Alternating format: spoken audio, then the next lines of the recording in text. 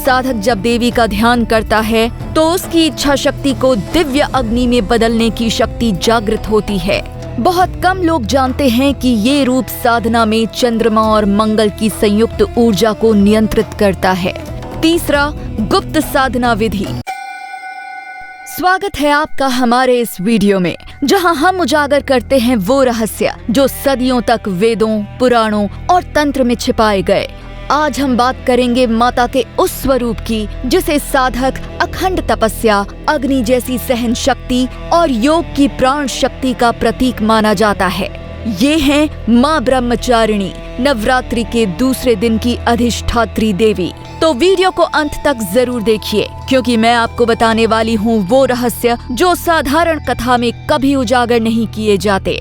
देवी सती के आत्मदाह के बाद जब उनका पुनर्जन्म हिमालय की पुत्री शैलपुत्री के रूप में हुआ, तो उसी यात्रा का दूसरा अध्याय है माँ ब्रह्मचारिणी।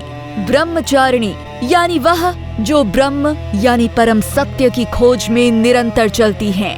यानी यह रूप है देवी के तप, त्याग और अदम्य संकल्प का। कथा कहती है बालिका अवस्था से ही उन्होंने महादेव को पाने का निश्चय किया। उन्होंने कठिन तपस्या शुरू की, सालों तक केवल फल फूल पर जीवित रहीं, फिर केवल कंदमूल और अंततः कई वर्षों तक केवल जल पर, फिर बिना अन्न और जल के सूखे पत्तों पर भी तपस्या की। इसलिए उन्हें अपर्णा भी कहा गया।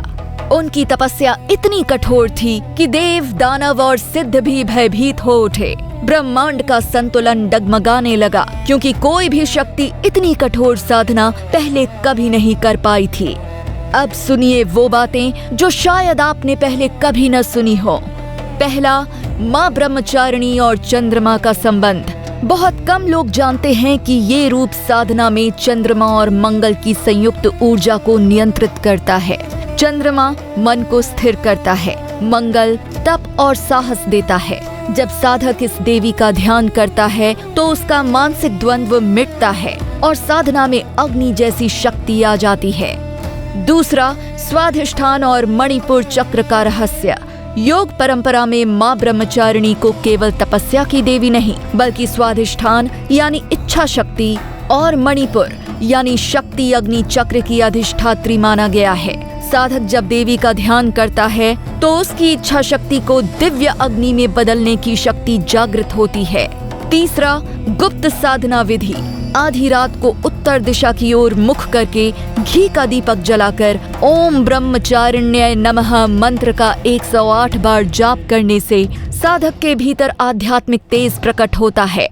यह विधि तांत्रिक परंपरा में केवल गुरु से शिष्य को दी जाती है, और आज मैं आपको ये दुर्लभ रहस्य बता रही हूँ। कथाओं में कहा गया है जब माँ ब्रह्मचारिणी तप कर रही थी तो उनकी तपस्या की अग्नि से त्रिलोक जलने लगे। देवताओं को भय हुआ कि कहीं ये शक्ति ब्रह्मांड का संतुलन ही न बिगाड़ दे। तब स्वयं ब्रह्मा और नारद ऋषि उनके सम्मुख प्रकट हुए, लेकिन देवी ने तपस्या रोकने से इनकार कर दिया। उन्होंने कहा, जब तक मैं महादेव को नहीं पा लेती तब तक मेरा तप जारी रहेगा। यही उनका संकल्प था और यही शक्ति आज भी हर साधक को देती है। साधारण पूजा में लोग केवल यही मंत्र बोलते हैं, ओम देवी ब्रह्मचारिण्याय नमः, लेकिन तांत्रिक साधना में इसमें एक गुप्त ध्वनि जोड़ी जाती है, ओम ह्रीम ब्रह्मचारिण्याय स्वाहा। ये संयोजन साधक की आंतरिक अग्नि को प्रज्वलित करता है। कहा जाता है इसका प्रभाव इतना तीव्र है कि साधक को भविष्य सूचक स्वप्न मिलने लगते हैं।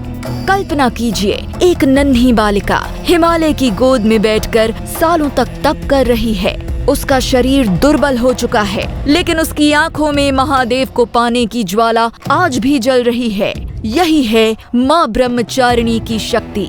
ये संदेश आज हर साधक के लिए है कि चाहे परिस्थिति कैसी भी हो, अगर संकल्प अडिग हो तो असंभव भी संभव हो जाता है। माँ ब्रह्मचारिणी केवल तपस्या की देवी नहीं, ये वो शक्ति है जो साधक को उसकी इच्छा शक्ति को दिव्य अग्नि में बदलने का वरदान देती है। तो इस नवरात्रि दीपक जलाइए, माँ ब्रह्मचारिणी का ध्यान कीजिए और उनके मंत्र का जप कीजिए।